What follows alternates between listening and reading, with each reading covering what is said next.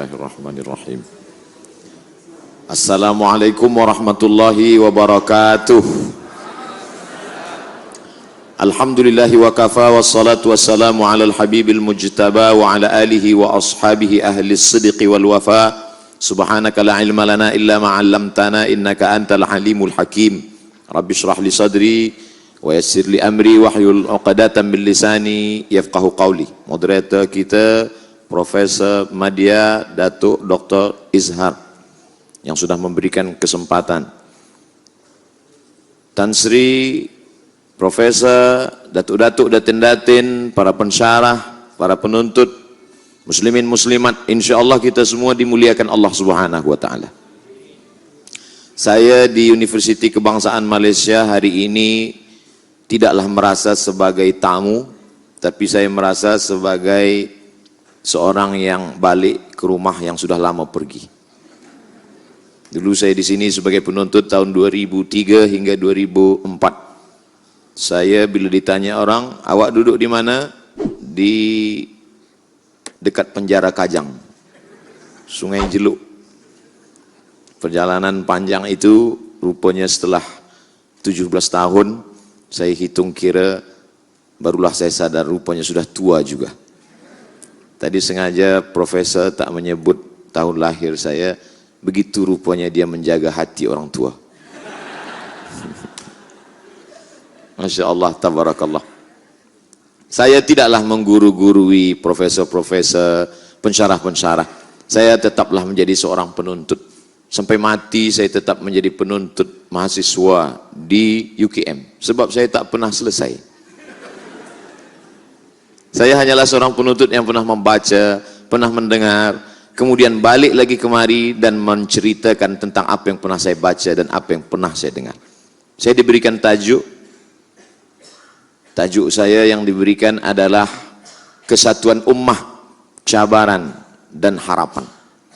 Dulu orang begitu bergembira ketika Islam sampai ke Jepun, sebab mereka yang tak mengenal Tuhan akhirnya mengenal Allah.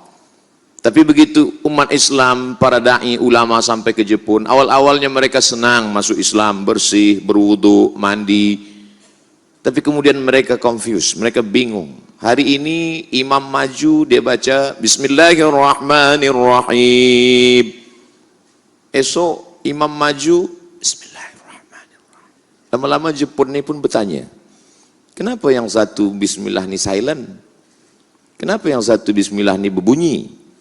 Lalu kemudian kebetulan yang mengatakan Bismillah berbunyi, rupanya dia ustaz dari Asia Tenggara. Dia katakan kamilah yang betul, yang tak berbunyi itu sesat dan salah. Kemudian yang tak berbunyi pula rupanya mereka yang datang daripada Pakistan, India, Bangladesh. Mereka mengatakan yang betul itu adalah kami, karena kamilah yang paling tua.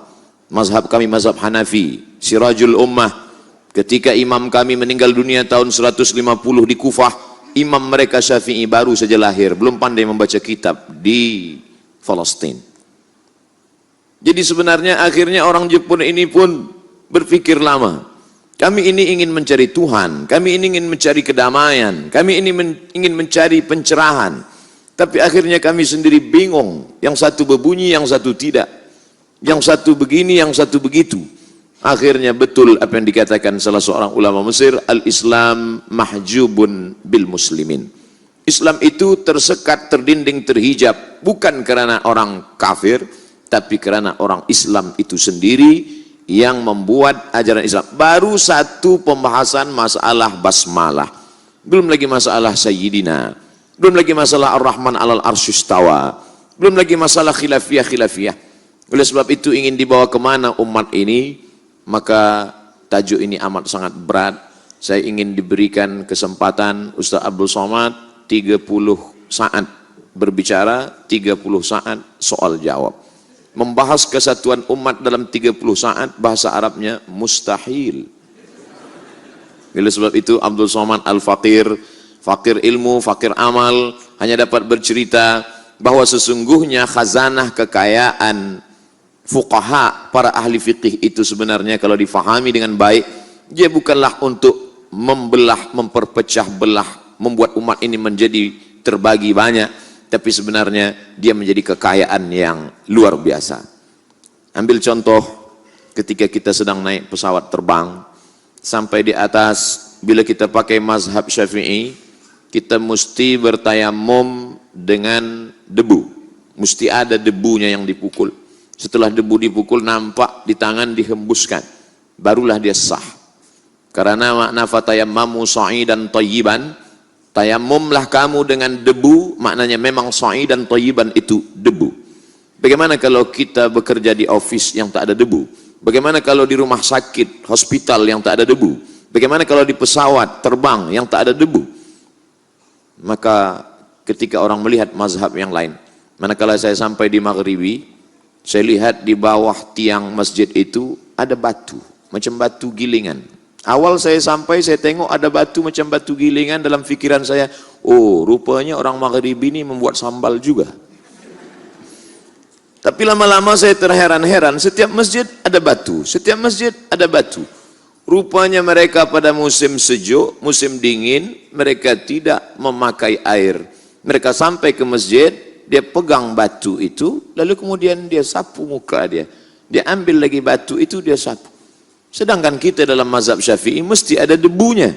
Tapi sedangkan dalam mazhab Maliki, tak pun ada debu, cukup dengan batu saja, kerana makna sa'idan thayyiban sudah masuk ke dalam makna sa'idan thayyiban. Batu yang tak ada debunya itu pun sudah masuk dalam makna sa'idan thayyiban. Betapa sebenarnya ikhtilaf, banyaknya pendapat para fuqaha dalam bidang fiqh ini memperkaya khazanah dan membuat Islam ini menjadi mudah. Oleh sebab itu, bagi orang yang pergi atau sakit, keluarganya di rumah sakit tak mungkin untuk bertayamum, maka cukup dia bawakan batu, dia sapu, satu kali sapu ke wajahnya, setelah itu satu kali sapu ke tangannya. Sedangkan dalam mazhab Syafi'i sulit sekali untuk bertayamum, karena tayamum itu seperti berwudu sampai ke siku. Lalu kemudian saya lihat bagaimana orang mazhab Maliki bertayamum. Dia tubuhkan, rupanya hanya sampai alal wasri, hanya sampai ke pergelangan tangan saja. Inilah yang selalu saya sampaikan. Tapi pada saat darurat, ketika ada orang yang berada di hospital, di ruang ICU, kemudian di tangannya ini banyak sekali kabel-kabel, jarum-jarum, maka bagaimana mungkin untuk mencabutnya? Sedangkan dia ingin beribadah kepada Allah. Maka saat itu, tapi ini kan talfik. Sebagian ulama mengharamkan talfik. Betul, talfik dilarang kalau dia masuk dalam kategori tatabbu' rukhas, ingin mencari yang senang-senangnya, yang mudah-mudahnya saja. Oleh sebab itu, Syekh Dr. Wahbah Az-Zuhaili dalam Muqaddimah Al-Fiqhul Islami wa Adillatuh, Islamic Jurisprudence and Evidence, menjelaskan segala lengkap bahwa ada talfik yang haram, tapi ada juga talfik yang dibolehkan oleh para ulama dengan syarat dia mengerti fiqh, dan dengan syarat pula ini dalam rangka darurat, dan dia tidak pula dalam satu qadiyah. Yang tidak boleh itu adalah cara berwuduknya, cara wuduk Syafi'i. Kemudian manakala membatalkannya, dia pindah kepada Maliki. Itu yang tak betul. Adapun bila cara bertayamumnya cara tayamum Maliki, kemudian cara solatnya cara solat Syafi'i, maka ini masuk dalam yang cukup syarat untuk bertalfik. Mungkin ada yang tidak sependapat dengan saya, tapi saya berpahaman, selama dia masih ahlus sunnah wal jamaah. Yang paling tua Imam Hanafi Abu Hanifah, meninggal di Kufah tahun 150. Yang kedua Imam Malik bin Anas Maliki, meninggal di kota Al-Madinah Al-Munawwarah, makamnya di Baqi tahun 179. Yang ketiga Muhammad bin Idris Asy-Syafi'i, meninggal tahun 204 di Fustat, Kaherah sekarang. Dan yang terakhir Imam Ahmad bin Hanbal Hambali, meninggal di Baghdad tahun 241. Maka kesemua ijtihad ulama ini membuat mereka bersatu dan tidak pernah berbelah, apalagi sampai ikhtilaf, apalagi sampai caci memaki.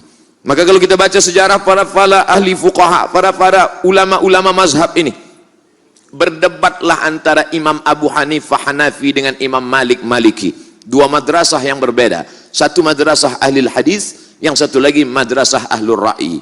Madinah ahlul hadis, Malik bintangnya. Kufah ahlul ra'i, rasional, akal, bintangnya adalah Abu Hanifah, Imam Hanafi. Lalu kemudian ketika mereka berdebat dengan dalil-dalil hujjah-hujjahnya, Selepas itu datanglah Imam Al-Laits dari kota Fustat, Mesir. Imam Laits bertanya kepada Imam Malik, Malik, ya, bagaimana pendapat engkau tentang Abu Hanifah Hanafi? Kata Malik, belum pernah aku berjumpa dengan orang secerdas Abu Hanifah. Begitu tajam akalnya. Lalu kemudian Imam Laits datang menjumpai Imam Abu Hanifah, Imam Hanafi. Hanafi, ya, bagaimana pendapat engkau tentang Malik? Apa kata Hanafi? Aku belum pernah berjumpa dengan orang yang paling kuat hafazan hadisnya. Mereka ikhtilaf, mereka berbeza pendapat, tapi mereka saling menghormati. Berbeza kita dengan hari ini, bila ada orang bertanya, Ustaz Abdul Somad, ya, bagaimana pendapat engkau dengan Ustaz Fulan? Rasanya dia belum lagi mumtaz macam aku. Betapa kita mengecilkan orang, sedangkan ulama salaf dulu selalu membesarkan orang.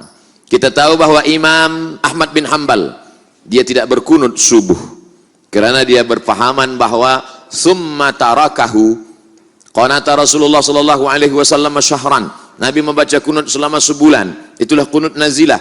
Summa tarakahu, kemudian dia meninggalkan. Di situ adalah tarakal kunut. Selepas sebulan Nabi tidak lagi membaca kunut. Begitu kata Imam Ahmad bin Hanbal. Tapi kata Imam Syafi'i tidak begitu. Qanata Rasulullah SAW syahran, Nabi membaca kunut nazilah 1 bulan. Summa tarakahu, selepas itu Nabi meninggalkannya. Yang ditinggalkan Nabi bukan kunutnya. Nabi tetap berkunut hingga meninggal dunia. Yang ditinggalkan adalah laknat dalam kunut itu. Yang sebelumnya dia berkunut sebulan dengan laknat. Allahumma al'an Bani Ra'il, Allahumma al'an Zakwan, Allahumma al'an Usayyah. Selepas sebulan dia tetap berkunut, tapi dia tidak melaknat di dalam kunutnya. Ikhtilaf mereka tentang masalah summa tarakahu. Tapi walaupun ikhtilaf tidak membuat mereka berkelahi, mencaci maki, sumpah serapah, apalagi sampai mentabdi', membid'ahkan, mentafsik, memfasikkan, mentakfir, mengkafirkan, mentajhil, menjahilkan, membodohkan. Makanya apa kata Imam Ahmad bin Hanbal? Da'autu lisyafi'i fi salati arba'ina sanah. Aku mendoakan Imam Syafi'i fi salati, dalam salatku arba'ina sanah. 40 tahun lamanya aku mendoakan Imam Syafi'i dalam salatku. Walaupun mereka berbeza dalam masalah kunut subuh. Hari ini kita tengok, kita lihat orang berkelahi hanya kerana masalah khilafiyah ini sampai membid'ahkan. Padahal kalau sudah sampai kita bid'ahkan, tak pernah Imam Ahmad bin Hanbal berkata Syafi'i itu pelaku bid'ah, karena Nabi tak pernah berkunut kullu bid'atin dhalalah wa kullu dhalalatin finnar. Karena kalau sampai Imam Ahmad bin Hanbal mengatakan Imam Syafi'i pelaku bid'ah, berarti ilmu-ilmu yang dia terima selama ini berarti ilmu yang dia dapatkan dari pelaku bid'ah. Sedangkan ketika mengatakan ya ahlal bid'ah, ya mubtadi', ketika kita berkata wahai pelaku bid'ah, automatically kita sedang berkata wahai ahlud dhalalah, wahai penghuni neraka jahanam. Hari ini begitu beraninya orang lancang mengucapkan kata-kata yang menyakitkan hati, padahal ilmunya belum seberapa dibandingkan dengan Imam Ahmad bin Hanbal dan Imam Asy-Syafi'i. Da'autu fi salati, aku doakan Imam Syafi'i fi salati arba'ina sanah, 40 tahun. Abdul Somad tidak minta didoakan oleh orang-orang yang berbeza dengan dia 40 tahun. 4 kali pun jadilah. Salat maghrib sekali, salat isya sekali, salat tahajud sekali, salat witir sekali. Begitu mereka dulu kalangan salaf. Itulah mengapa Nabi memuji kalangan salaf. Apa kata Nabi SAW? Khairul qurun qarni, sebaik-baik masa adalah masaku. Tsummal ladzina yalunahum, 1 abad selepas itu. Tsummal ladzina yalunahum, 1 abad selepas itu. Kenapa demikian? Karena mereka berbeza dalam ijtihad. Datanglah Khalifah Harun ar-Rasyid ingin menawarkan. Khalifah Abu Ja'far al-Mansur datang menjumpai Imam Malik bin Anas. Apa kata Abu Ja'far al-Mansur? Wahai Malik bin Anas, bagaimana kalau kitab Muwatta kami gantungkan di dinding Ka'bah, lalu semua umat Islam berpegang hanya kepada Muwatta saja dan hanya pendapat Malik saja? Apa kata Imam Malik bin Anas? Jangan. Kenapa? Kerana sahabat Nabi sudah bertebaran di atas muka bumi, dan murid-murid sahabat Nabi ini adalah tabi'in, dan tabi'in sudah melahirkan para ulama-ulama besar. Ijtihad mereka banyak. Likulli mujtahid musib. Semua yang berijtihad maka dia mendapatkan kebenaran. Al-hakim idza ijtahada, seorang yang sudah sampai pada maqam mujtahid, Idza ijtahada, kalau dia berijtihad fa asaba, ijtihadnya benar, lahu ajrani, dia dapat 2 pahala. Wa in akhta'a, kalau dia salah, tetap juga dia dapat 1, yaitu dia sudah berijtihad. Masalah keliru dia diampunkan Allah, dimaafkan Allah Subhanahu wa taala. Oleh sebab itu maka kekayaan khazanah umat Islam dibukukanlah dalam satu kitab yang paling tua, ditulis oleh Imam Ibnu Rushd, hari ini dibaca di pondok-pondok, di tempat pendidikan Islam, yang dikenal dengan kitab Bidayatul Mujtahid wa Nihayatul Muqtasid, bercerita tentang illat kenapa ulama ikhtilaf. Mungkin hadisnya tak sampai, mungkin pemahaman berbeza dalam masalah memahami apakah ini am atau khas, apakah ini muqayyad atau mutlak. Lalu kemudian yang nampaknya begitu lengkap disusun oleh Bidayatul Mujtahid wa Nihayatul Muqtasid Imam Ibnu Rushd, rupanya dilengkapi lagi dalam kitab Al-Fiqhul Islami alal Madzahibil Arba'ah. Rupanya Al-Fiqhul Islami alal Madzahibil Arba'ah ini pun kurang lagi begitu lengkap, kata ulama sekarang, dilengkapkan lagi dalam Al-Fiqhul Islami wa adillatuh. Akhirnya hari ini banyaklah mausu'ah al-fiqhiyah, ensiklopedia fikih-fikih Islam yang disusun oleh para ulama. Saya yakin dan percaya tajuk kita, kesatuan ummah, akan terwujud dengan syarat umat ini mesti dicerdaskan oleh para ulama yang mengerti perbezaan fikih, sehingga dia akan mengkaji dalam 45 menit dari azan maghrib ke azan isya, salat maghrib berjamaah. Selepas itu dia kaji. Jamaah muslimin muslimat sekalian, tajuk kita di masjid pada malam hari ini adalah fiqh, dan fiqhnya lagi khusus lagi fiqh ibadah, dan dalam ibadah ini kita khas lagi dalam fikih taharah, dalam masalah lamsur rajul lil mar'ah, lelaki dengan perempuan bersentuhan kulit dengan tidak mahram, au lamastumun nisa, terbagi kepada 3 qaul. Qaul yang pertama menurut mazhab Syafi'i, lamastumun nisa, bersentuhan kulit lelaki dengan perempuan, yubtilul wudu, maka wudunya batal. Sedangkan menurut mazhab Maliki, lamsur rajul lil mar'ah, lelaki perempuan bersentuhan kulit, kalau ada syahwat batal, kalau tak ada syahwat tak batal. Sedangkan menurut mazhab Abu Hanifah Hanafi, bersentuhan kulit lelaki dengan perempuan, ada syahwat tak ada syahwat tak batal. Kerana makna lamastumun nisa bukan bersentuhan kulit, tapi itu adalah makna kinayah, kiasan, maaf, makna lamastumun nisa adalah jima. Tapi dalam masalah ini, saya sebagai ustaz lebih condong memilih kepada pendapat mazhab Syafi'i, tanpa menyalahkan mazhab Hanafi dan Maliki. Agaknya ini sajalah yang dapat menyatukan umat. Kalau umat ini kita tunjukkan satu masalah, kita jelaskan dengan beberapa pendapat-pendapat para ahli fikih. Tapi ulama tidak ingin umat ini kacau, umat ini confused, umat ini pusing, umat ini pening kepala memikirkan ini. Karena sudah begitu banyak masalah. Di office dia sudah banyak masalah, di jalan jam pula masalah, di masjid ditambah lagi masalah khilafiyah. Akhirnya di mana umat ini mendapatkan ketenangan? Akhirnya dia berkata, Ustaz, nampaknya dulu kami ke masjid mencari ketenangan, tapi sampai di masjid pun rupanya banyak khilafiyah. Kalau begitu kami tak ke masjid lagi lah. Na'udzubillah. Alhamdulillah, setelah dijelaskan oleh para ulama-ulama kita tentang ikhtilaf fikih ini bukan masalah besar. Ini masalah khilafiyah pada furu' saja, bukan pada usul. Seperti batang pokok kurma, seperti batang pokok kayu.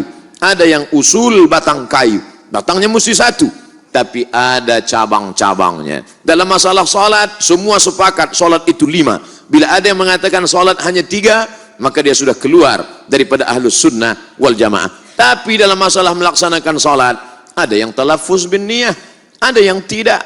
Dalam masalah niat saja berbeza antara mazhab Syafi'i dengan mazhab Hanafi, Maliki, Hambali. Kata mazhab Syafi'i muqaranah, sejalan antara takbir dengan niat. Ketika dia berkata A ditutup dengan bar, disitulah letak qasad, ta'arat, ta'yin. Salatnya apa? Salat zuhur. Berapa rakaat? 4 rakaat. Jadi imam apa jadi makmum? Jadi makmum. Qadha apa ada? Qadha. Allahu Akbar. Muqaranah, sejalan antara takbir dengan niat. Tapi kata mazhab Hanafi, Hambali dan Maliki, tidak begitu. Niat tidak dipasang dalam takbir, niat dipasang sebelum takbir. Itulah mengapa di Makkah Al-Mukarramah takbir imamnya pendek saja. Allahu Akbar. Bila dia berniat? Kata makmum yang berpegang kepada mazhab Syafi'i, Padahal dia berniat bukan di dalam takbir, dia berniat sebelum takbir, maka takbirnya kosong, pendek saja, Allahu Akbar. Sedangkan mazhab Syafi'i panjang takbirnya karena dia memasangkan niat dalam takbir, Allahu Akbar. Bahkan kita kalau kita ingat 20-30 tahun lepas masa di pondok, masa awal-awal belajar muqaranah ini, berkali-kali gagal muqaranah. Allah, imam dah rukuk baru Allahu Akbar. Begitulah dulu tok guru kita mengajarkan, kalau A dengan bar ini lebih atau kurang, batal salatnya. Tapi rupanya setelah kita belajar, oh rupanya ada mazhab ini, ada mazhab ini, bahwa ada orang yang berniat sebelum takbir, Allahu Akbar, sah. Bahwa ada yang berniat di dalam takbir, Allahu Akbar, sah. Lalu mana yang tak sah? Selepas takbir baru dia berniat, Allahu Akbar. Zuhur ke asar? Asar sajalah. Oleh sebab itu maka ketika umat ini dicerdaskan, siapa yang boleh menyatukan umat ini dalam berbagai macam perbezaan mazhab fiqh ini, yang boleh menyatukan umat, khasnya lagi di Malaysia, khasnya lagi di Selangor, khasnya lagi di Kajang, mereka adalah alumni dari Fakulti Pengajian Islam Universiti Kebangsaan Malaysia. Saya yakin dan percaya itu. Kenapa? Karena di sini para profesor media, para profesor, para pensyarah, mereka belajar daripada Jordan, daripada Suria, Dimash, daripada Maghribi, daripada berbagai macam negeri. Falaula nafara min kulli firqatin minhum ta'ifatun liyatafaqahu fid din wal yunziru qaumahum idza raja'u ilaihim. Mereka kembali ke kampung halaman, ke tanah air mereka, la'allahum yahdharun. Akhirnya umat ini menjadi inti daripada ibadah dan dakwah. Allah tak mengatakan la'allahum ya'budun, tidak. La'allahum yusallun, tidak. La'allahum yasumun, tidak. Apa kata Allah? La'allahum yahdharun. Mudah-mudahan semakin berilmu mereka, semakin takut kepada Allah Subhanahu wa taala. Makanya doa yang diajarkan Nabi, Allahumma inni a'udzubika min ilmin la yanfa'. Dari mana ilmu tak bermanfaat? Wa min qalbin la yakhsha'. Tanda ilmu tak bermanfaat, hati tak takut kepada Allah Subhanahu wa taala. Makanya kalau ada orang ilmunya banyak, laisal ilmu birriwayah. Orang yang ilmunya banyak bukan birriwayah, riwayah. Saya riwayatkan hadis ini dari Imam Muhammad bin Idris. Saya riwayatkan hadis ini dari Imam Muhammad bin Ismail bin Ibrahim bin Al-Mughirah bin Bardizbah Al-Bukhari, dari gurunya Abdullah bin Maslamah, dari gurunya Malik bin Anas, dari gurunya Abu Zinad, dari gurunya Al-A'raj, dari gurunya Abu Hurairah, dari gurunya Sayyidina wa Maulana Muhammad sallallahu alaihi wasallam. Tapi hanya untuk menunjukkan bahwa hafazannya banyak. Malaikat berkata, aku tahu Abdul Somad, kau berkata begitu hanya supaya orang menonton banyak, dan kau akan berkata jangan lupa subscribe, like and share. Sebenarnya yang kita lakukan ini untuk manusia apa untuk Allah Subhanahu wa taala. Oleh sebab itu nanti sampai masanya dikumpulkan Allah, kamu dulu beramal kerana Uzair, cari Uzair, minta balasan kepada dia. Kamu dulu beramal kerana Isa, cari Isa, minta balasan kepada dia. Lalu kelompok yang ketiga, izhabu ila man turauna ilaih. Pergilah kamu kepada siapa kamu dulu menunjukkan amal kamu. Kalau kamu beramal kerana follower, cari follower kamu. Kalau kamu beramal kerana viewer, cari viewer kamu. Beramal mestilah kerana Allah Subhanahu wa taala. Kata Syekh, menjabat jawatan yang tinggi sampai kepada maqam Syekhul Azhar, Abdul Halim Mahmud, PhD Doctor of Philosophy daripada Sorbonne, Paris, Prancis University. Kata dia, dalam sejarah Islam ada 3 kelompok yang tak mungkin bersatu. Yang pertama, Aqliyun. Mereka inilah Mu'tazilah. Mereka selalu mengandalkan akal mereka. Yang kedua, Nassiyun. Mereka selalu berpegang kepada nas. Takwil tak boleh, hanya nas saja, tekstualis. Yang satu Aqliyun, rasionalis, rationality. Tapi yang ketiga pula tidak bersandar kepada nas, tidak melihat kepada akal. Mereka buang nas, mereka campakkan akal, mereka pejamkan mata, mereka renungkan hati. Mereka adalah ahlul dzauq, irfaniyun, kaum sufi, mutasawwifun. 3 kelompok. Satu Aqliyun, satu Nassiyun, satu irfaniyun. Mereka inilah yang sentiasa berikhtilaf. Tapi 3 kelompok ini boleh menyatu dalam satu titik. Irfaniyun, aqliyun, nasyun. Mereka akan menyatu dalam satu titik. Titik apa? Wa ma umiru illa liya'budullaha mukhlishina lahuddin. Maka kalau ada orang yang lebih mengedepankan akliyunnya, ada yang lebih menghilangkan akal, memejamkan mata, merenungkan hati, zauqnya, irfaniun. Ada pula yang hanya membaca kepada teks, kalau tidak ada dalam Quran, tidak ada dalam sunnah, tidak ada tertulis, tidak diterima. Tapi ketika mereka kalahkan ini semua hawa nafsu, insya Allah mereka akan bertemu dalam mukhlishina lahuddin. Saya yakin dan percaya banyak profesor pensyarah yang tak sependapat dengan saya, tak bersetuju dengan saya, tapi insya Allah kita akan bersama dalam kelompok mukhlishina lahuddin. Terima kasih atas segala perhatian, mohon maaf segala kekhilafan. Kita teruskan dalam soal jawab. Seterusnya saya serahkan kepada Profesor Media Dr. Izhar. Beliau Izhar, saya ini idgham. Abdus Somad, idgham Syamsiah. Assalamualaikum warahmatullahi wabarakatuh.